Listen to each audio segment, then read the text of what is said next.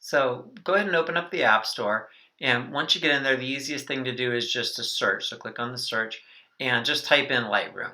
And it should be one of the first things that pop up once we get that in there. After the ad, there's Lightroom with our blue LR.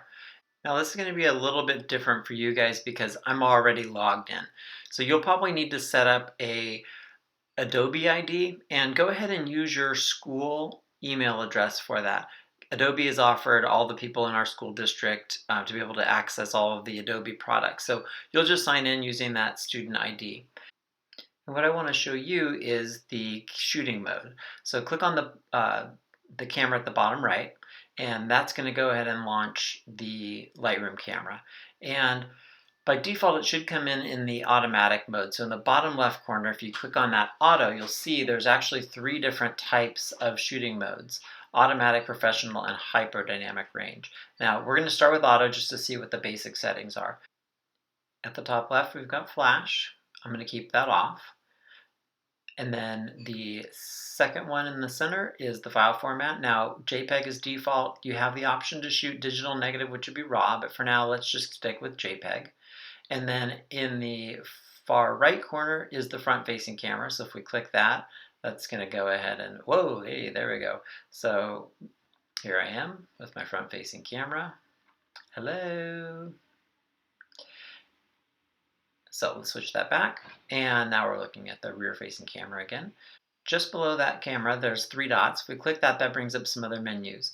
So our first one up here at the left is going to be about our aspect ratio. So if we go ahead and click there, we've got options like 16:9, which would be for video.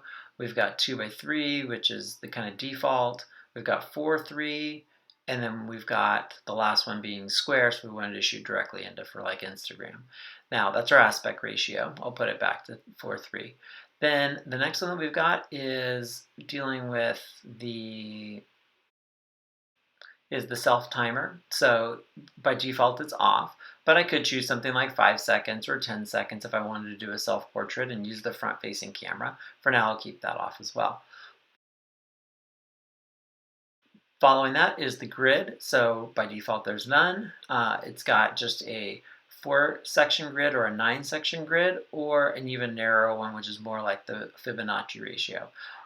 There's also a leveling, so if you turn that on, as you move that back and forth, you can see when your horizon line is level. So that can be really helpful when you're trying to square up the room or making sure that your horizon level is flat. So I'm going to go ahead and turn that off right now, and that just leaves me with my rule of thirds grid, but for most of the time I'll just turn that off.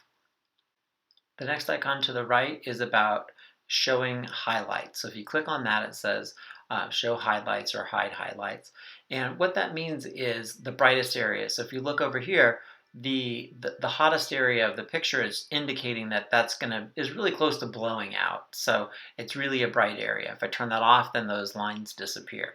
So it's a great way just to kind of give yourself a little reference of whether or not you are having areas that are too bright, especially if you're using exposure compensation. So I'll go ahead and turn that off. The next one is our settings. So it's got things like maximum screen brightness, which will make that a little bit brighter. I would definitely recommend for now keeping the geo tagging off. That way it's not tracking where you're taking pictures. So let's go ahead and get out of those settings and click on that 3 dots again. And that you can see that kind of toggles on and off. Then the next part that we might want to look at is down here at the bottom. And so in the bottom section, we've got our focal length. So I can click on ultra wide angle, or I can go to wide, or I can go to telephoto. So I'm going to keep a nice tight shot for now. And then to the right of that is locking the settings. So if I've got everything exactly the way that I want, I can keep that locked or unlocked.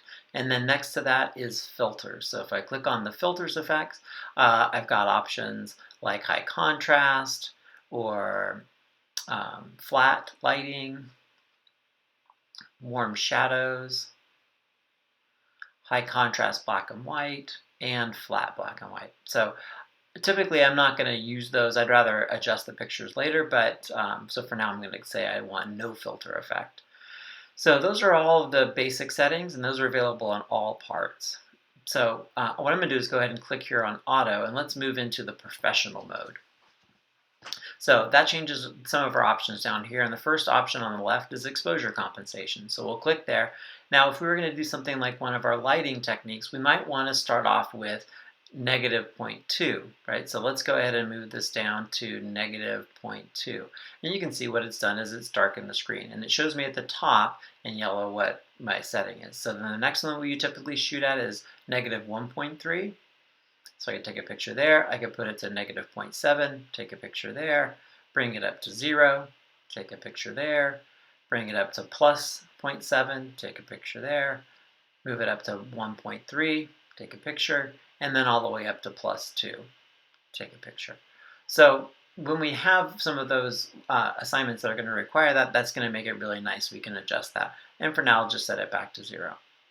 The next section, if we look at the bottom towards the right, is going to be about shutter speed. So if we click there, seconds, the default is auto, but I can drag that up or down, right? So I can choose what shutter speed I want. So if I go all the way out to the far right, this gives me a 1 second exposure, so you can see everything's kind of moving and blurry.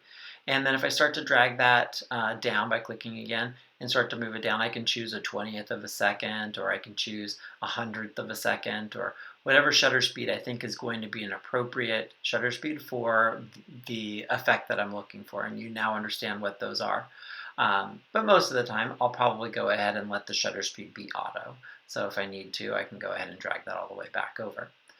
The next icon, if we look to the right, is ISO, and again, it starts at auto, but I could drag it up, and usually we set our ISO, say, to 100. So once I set that, if I let go, if I was to switch back into seconds, notice as I drag this up or down, it's too bright or too dark, right? Because now I've got a fixed ISO, and it can't adjust that all on its own.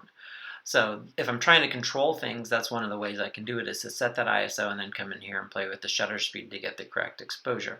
Now, I may not want to do that. That's a lot more work on, than just letting things be on auto. But again, we're looking to maintain some of the control that we had before. So I'm going to switch back to auto, and I'm going to go ahead and click on ISO again. And I'll switch that back to auto as well. Now, the next one to the right is going to be white balance. Remember, we did the white balance assignment, and it's got those same icons, right? We've got auto, or if I click on the next one, which is the tungsten, I can click on there. That makes everything look a little bit blue. I can switch it to fluorescent. I can move it to daylight, or I can switch it to the cloudy settings, right? And it also has this feature of an eyedropper, and if I do that, I'll go ahead and scroll up here, and let's just look at the ceiling, which is pretty close to white, and then I'll say OK. And now when I pull it down, it actually has pretty good color, right? Now, I'll probably just go ahead and switch it back to auto for now so it can adjust when I move from location to location. And then the final one over here is, it says auto, but this is for focus, right? So this is a little bit different.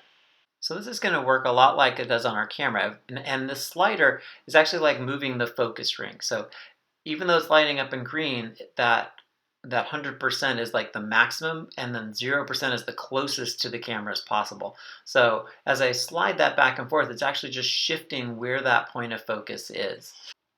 So you can see it's focused, really close up, and so I'm pretty close to that 0 point.